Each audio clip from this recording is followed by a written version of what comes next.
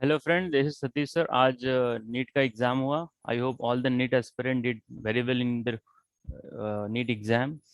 So this video is for the discussion of organic section, then I will bring the inorganic and then physical. तो तीन section में मैं पूरे chemistry के paper को discuss करूंगा। So let's start about the organic chemistry.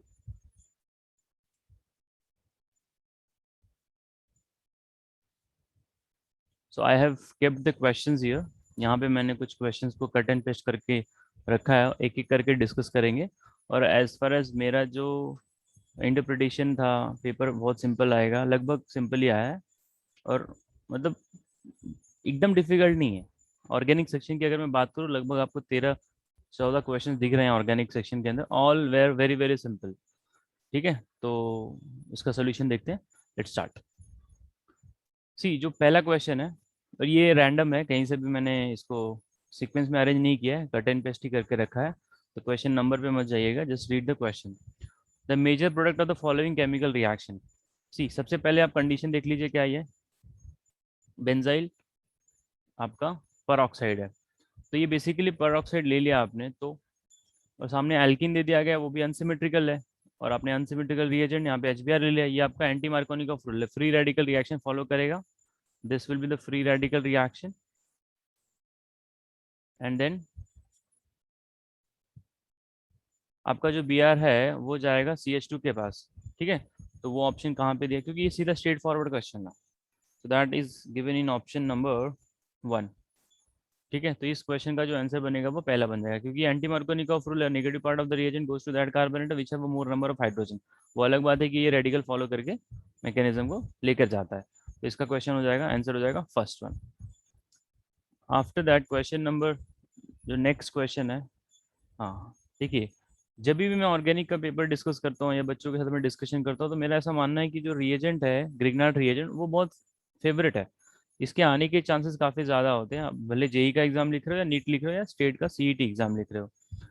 तो इसमें वही पूछा है, IUPAC name of the organic compound form in the following chemical reaction. So if you look at the reagent, the Grignard reagent की मदद से एसीटोन के ऊपर आप ऐड किया कर रहे हो, तो एसीटोन हो गया आपका CH3, C डबल बॉन्ड हो CH3। तो इसका शॉर्टकट मैं कैसे देता हूँ, जो ग्रिग्नार्ड रिएजेंट का R है वो CO के C को चिपका दीजिए और ऊपर के O को OH कर दीजिए। तो इसका जो फाइनल प्रोडक्ट मिलेगा वो मिलेगा CH3COH, नीचे जो है CH2CH3। ये जो इथाइल पार्ट है आपका GR का, this is getting attacked over the C, and then CH3। अब इसका आयुपैक नेम लिख दीजिए। सो 1 2 3 4, एक ये बन सकता है। अब दूसरा नॉमेनक्लेचर कैसा लिख सकते हैं हम लोग, 1 2 3 4। तो जो सबसे लंबी चेन बन रही है आपकी, ये बन रही है, और 2 नंबर पे आप OH दे रहे हो।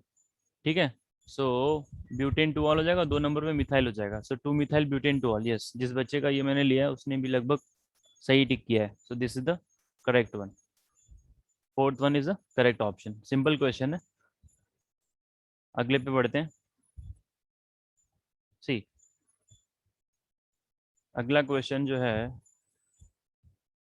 हाँ, ये आपका पॉलीमर चैप्टर से है। Which are the following polymer is addition polymerization. ठीक है, टेफ्लॉन, नाइलॉन, सिक, ये सारे के सारे जो दिख रहे हैं ये कंडेंसेशन है। सॉरी, टेफ्लॉन जो है ये CF2 का पॉलीमराइजेशन लेते हैं, वो ऐड हो जाता है। An number of molecule of CF2 double bond CF2। ठीक है, तो ये बेसिकली जो है ना, ये आपका एडिशन पॉलीमर है। बाकी सब जो नीचे वाले दिख रहे हैं ना, वो एक तरह से कंडेंसेशन पॉलीमर है। तो स्ट्रेट फॉरवर्ड क्वेश्चन, कुछ करने की जरूरत ही नहीं है, सीधा टिक किया, आंसर मिल गया। नेक्स्ट, हाँ, पहले मैं लेफ्ट वाले को डिस्कस कर रहा हूँ क्वेश्चन, फिर मैं राइट साइड वाले के ऊपर जाऊंगा। CH3CH2CH3C double bond O bond Na, sodium ethanoate. ठीक है, सोडियम एसिटेट आपको दिया है, और आपने उसके अंदर बेस ऐड कर दिया। बेस के साथ में आपने क्या ऐड करना है, ठीक है। सो NaOH के साथ में आप ऐड कर दीजिए यहाँ पे, ये है आपका हाँ, ये डिकार्बोक्सिलेशन कर रहा है, लॉस ऑफ CO2 हो रहा है यहाँ पे। ठीक है, तो आपको यहाँ पे, yes, the reagent which we will be using the calcium oxide. देखो, मेथड ऑफ एलिमिनेशन भी आप यहाँ पे फॉलो कर सकते हो, क्योंकि डाइबोरेन जो है आपने पढ़ा है, एल्किन से प्रोपीन 1 ऑल बनाने में आता है। डिब्बल का जो इस्तेमाल किया जाता है ये रिड्यूसिंग एजेंट है। अगर ईस्टर में डिब्बल यूज करोगे तो वो सीधा आपको रिड्यूस करके अल्कोहल बना के दे देगा। ठीक है। सो आप एल्डिहाइड पे चला जाएगा ईस्टर आपका डिब्बल के साथ में। तो ये दोनों तो निकल गए। और रेड फास्फोरस जो है आप इसमें यूज करते हो HVZ में, हेल्वोलाइट जेलिन्स की रिएक्शन में। तो मेथड ऑफ एलिमिनेशन फॉलो करके कैल्शियम ऑक्साइड जो है यहाँ पे मोर सुटेबल है। बच्चे ने B2H6 को बबल किया हुआ और गलत हो जाएगा। This is the right option, calcium oxide. Now next question जो है, match the list A and the list two. हाँ ये भी बड़ा फेवरेट है, इसमें 4 रिएक्शन इन लोगों ने दे दिए। तो जो पहला वाला क्वेश्चन दिख रहा है ना, ये आपका carbonyl that is aldehyde ketone chapter का है। ये हाइड्रोफॉर्मुलेशन दिख रहा है, C डबल बॉन्ड चिपक जाएगा इसके ऊपर, डिटरमिनेंट रिएक्शन है। हाँ ये भाई चला गया, ए दो को कनेक्ट हो गया। अब ये मिथाइल कीटोन है, this is the methyl ketone, तो ये क्या हो गया, हेलोफॉर्म रिएक्शन हो गया, तो बी का थर्ड हो गया। अब ये जो है अल्कोहल प्लस आपका एसिड आपस में कंबाइन करा, मतलब क्या हो रहा है, लॉस ऑफ वाटर हो जाएगा, ईस्टर मिलेगा, एस्टरिफिकेशन। और ये जो चौथा रिएक्शन है डी वाला, अभी जो मैंने ऊपर डिस्कस किया था रेड फॉस्फोरस, ये आपका क्या है, HVZ रिएक्शन है। खत्म, मैच द कॉलम में चला गया। ए का क्या हो गया भाई, थर्ड सेकंड हो गया। ए का सेकंड किस में दिया है, ए का सेकंड हाँ इसमें दिया है, फोर्थ में एक ही में दिया है। अब ज़्यादा क्रॉस हमें कंफ्यूज भी नहीं किया, ऑप्शन 4 खत्म। इसीलिए मैं बोल रहा हूँ ऑर्गेनिक जो है बहुत ही सिंपल आया, कुछ भी इसमें लोगों ने ट्विस्ट प्लेस नहीं किया है। The product form in the following reaction, हाँ ये बड़ा इंटरेस्टिंग सा दिख रहा है मुझे। आपको जो है यहाँ पर एक कीटोन दिया है और एक ईस्टर दिया है, दो फंक्शनल ग्रुप आपको सिस्टम में दिए गए हैं, और ये लोग पूछ रहे हैं कि प्रोडक्ट क्या बन सकता है। तो देखो जो रिएजेंट इन लोगों ने यूज़ किया है वो यूज़ किया है NaBH4। अब NaBH4 हमको पता है ये माइल्ड रिड्यूसिंग एजेंट होता है, this is a mild reducing agent. तो ये क्या करेगा, ये जो है एल्डिहाइड कीटोन को ही यहाँ पे टच करने वाला है, और एसिड क्लोराइड को तो फिलहाल ये लोगों ने कीटोन दिया है, तो कीटोन को रिड्यूस करके बना देगा alcohol. So this is the cyclohexene, और ऊपर लगा दिया OH, और बगल में हो जाएगा CH2, C double bond O CH3। ये एज इट इज पड़ा रहेगा, और ये हो गया आपका CH3। अब आप इसमें क्या ऐड करेंगे, C2H5। अब C2H5 जो इथाइल अल्कोहल, ये एज एन यहाँ पे न्यूक्लियोफाइल का काम करेगा, OH माइनस अटैक करेगा इसके ऊपर O, और ये ऊपर शिफ्ट हो जाएगा, फिर रिटर्न नीचे आएगा, ये एल्कोक्साइड पूरा का पूरा निकल जाएगा आपका जो मिथॉक्साइड है।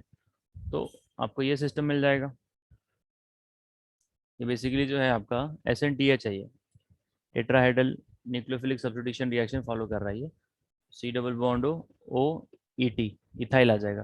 तो जो कि आपको ऑप्शन नंबर 4 में दिया है। कुछ करना ही नहीं है इसमें, स्ट्रेट फॉरवर्ड जा रहा है ये। आई होप ये भी आप लोगों को समझ में आ गया होगा। ठीक है नेक्स्ट क्वेश्चन पे जाते हैं। अच्छा अब मैं राइट साइड वाले क्वेश्चन को डिस्कस करता हूँ। ऑर्गेनिक मतलब आपको पेन उठाने की जरूरत भी नहीं पड़ी होगी, जिस तरह का क्वेश्चन ये लोगों ने प्लेस किया है दिस ईयर। रिएजेंट, हाँ ये क्वेश्चन जो है ना, ये आप अगर टेक्स्ट बुक पढ़ोगे आपकी NCERT की, वहाँ पे दिख जाएगा। ये पहला वाला स्टेप जो है ये डायजोडाइजेशन है, सही बात है, डायजोनियम सॉल्ट बन गया है। अब R जो है वो कौन सा रिएजेंट ऐड करना है कि सो दैट वो वहाँ पे, मतलब अगर आप इसको भूल जाओ BR को, तो बेंजीन मिल जाए, एनिलीन से बेंजीन। अगर आप for a moment if you are forgetting the BR, so we should add here proton donating solvent like acid H plus और अल्कोहल। ठीक है, वाटर ऐड करोगे ना तो ये तो फिनॉल आ जाएगा, OH लग जाएगा। So ethanol is the most suitable option here, so we'll go with the option number 2। NCERT का बुक का क्वेश्चन नहीं है, केमिकल प्रॉपर्टी के अंदर आप देखेंगे मिल जाएगा। So this is also simple question.